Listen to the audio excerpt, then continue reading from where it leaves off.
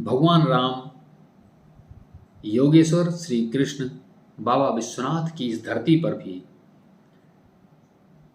धर्मांतरण एक बड़ा मुद्दा है। किसका धर्मांतरण? सनातनियों का, हिंदुओं का धर्मांतरण तेजी से हो रहा है। उत्तर प्रदेश के एक IAS अफसर इफ्तिखारुद्दीन, मंडलायुक्त कानपुर के, वो सरकारी दफ्तर में, सरकारी आवास पे या षड्यंत्र रच रहे हैं, इसका खुलासा हुआ है। कुछ अल्पसंख्यक समुदाय के लोगों को एकत्र करके उन्हें बाकायदा वो प्रशिक्षण दे रहे हैं, उन्हें हिदायत दे रहे हैं, उन्हें तमाम तरह से सलाह दे रहे हैं, सुझाव दे रहे हैं, दबाव डाल रहे हैं कि उन्हें कैसे काम करना है, उन्हें दाढ़ी क्यों रखनी है, उन्हें कितनी बार नमाज के लिए जाना है, कितनी बार जो है हिंदुओं को अपने साथ बैठालना है, कितनी बार नहीं बैठालना है, कैसे हिंदुओं का धर्मांतरण करके मुस्लिम बनाना है। ये सारी चीज़ें उत्तर प्रदेश में अभी खुल रही हैं, और यह तब जब उत्तर प्रदेश की योगी आदित्यनाथ सरकार धर्मांतरण विरोधी कानून भी ला चुकी है। दरअसल यह धर्मांतरण का मुद्दा आज से नहीं है, सैकड़ों वर्ष पुराना है। मुगल शासकों ने यहाँ आकर के सबसे पहले उन्होंने राज करने के लिए इसी तरह से काम शुरू किया। यहाँ के हिंदुओं को प्रताड़ित करने के लिए, उन्हें परेशान करने के लिए, धर्मांतरण कैसे हो इसको लेकर के तमाम अपराध किए उन लोगों ने। भारत की जनता और भारत के लोगों में एक मान्यता है, ऐसी सूझबूझ है कि राजा है, पहले जो जिस तरह की व्यवस्था थी कि राजा हैं वही ईश्वर है। और बहुत बार ऐसे पुराणों में, ऐसी कथाओं में हम लोग सुनते आए हैं कि जो राजा है वो ईश्वर है और उसकी वाणी भी ईश्वरीय है। तो ऐसे ही जब मुगल शासक यहाँ पर लगातार राज करने लगे तो कुछ जो षड्यंत्रकारी मुगल शासक थे, उन्होंने, कुछ लोगों ने तो मार काट करके धर्मांतरण करने पर जोर दिया, कुछ लोगों ने परेशान करके, तो कुछ लोगों ने षड्यंत्र करके धर्मांतरण पर फोकस किया। और ऐसे वक्त में गोस्वामी तुलसीदास जी रामचरितमानस लिखते हैं और उसके बाद देश भर में रामलीला कराने के लिए निकल पड़ते हैं। रामलीला को उन्होंने क्यों चुना और मैं इस समय क्यों चुन रहा हूं? क्योंकि अगले कुछ दिनों बाद देश भर में रामलीलाओं का मंचन होगा। और उन्होंने क्यों चुना? क्योंकि उन्हें यह बताना था कि जिस राजा का आदेश आप तक आया है वो आपका राजा नहीं है। राजा मेरा कौन है यह बताने के लिए रामलीलाओं का मंचन शुरू किया गया।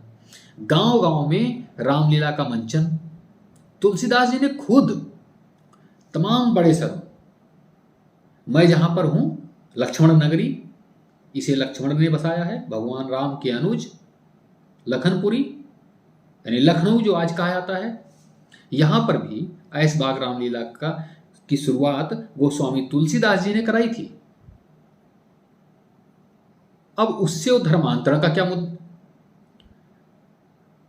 क्योंकि वो बताना चाहते थे कि जो ईश्वरीय वाणी आप समझ रहे हैं सनातनी लोग, वो ईश्वरीय वाणी नहीं है, वो तो विदेशी आक्रांता है।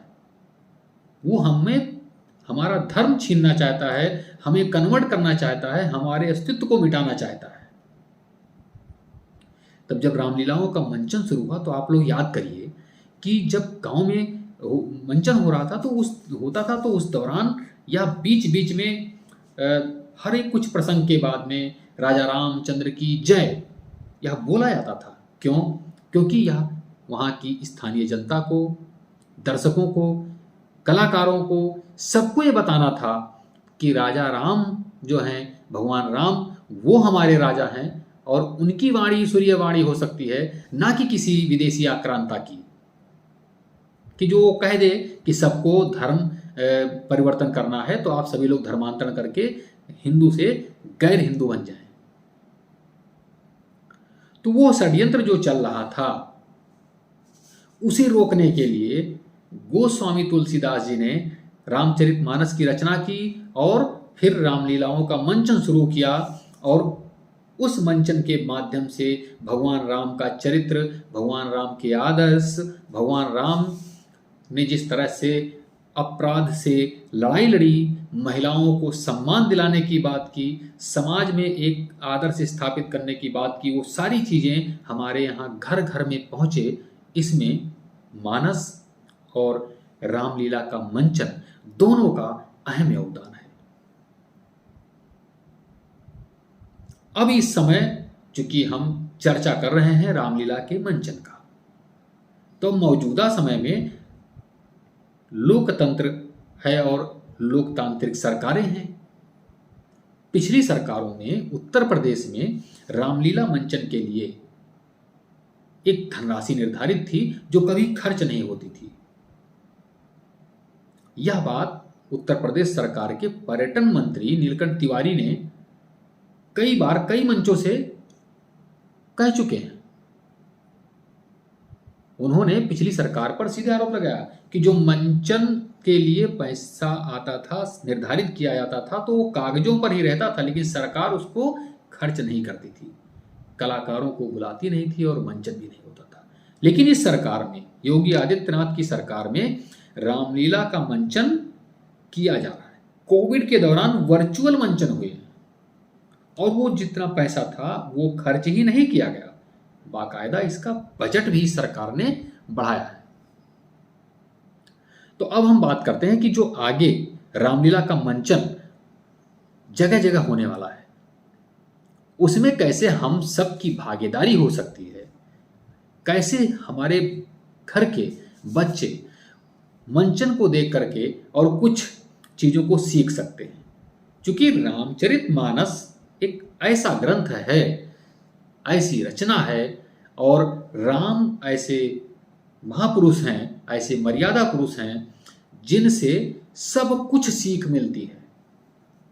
ज्ञान, बड़े भाई का सम्मान, छोटे भाई के लिए प्रेम, माता पिता के लिए प्रेम, जनता के लिए प्रेम, एक राजपाट कैसे चलाया जा सकता है। तो वो मौजूदा काल के जो राजनेता हैं वे लोग भी इस बात को सीख सकते हैं कि रामचंद्र जी ने किस तरह से अपनी जनता का पालन पोषण किया। तो उस तरह से यहाँ अब मौजूदा समय की जो सरकारें हैं वे कैसे काम कर सकती हैं। तो ये सारा कुछ सभी समाज को सीखने के लिए, राजनीति से लेकर प्रबंधन तक और सामाजिक समरसता से लेकर परिवार यानी कुटुंब की व्यवस्था को तक सारी जानकारी और तमाम ज्ञान उस मंचन, रामलीला मंचन के माध्यम से, रामचरितमानस के माध्यम से ग्रहण कर सकते हैं। तो लिहाजा धर्मांतरण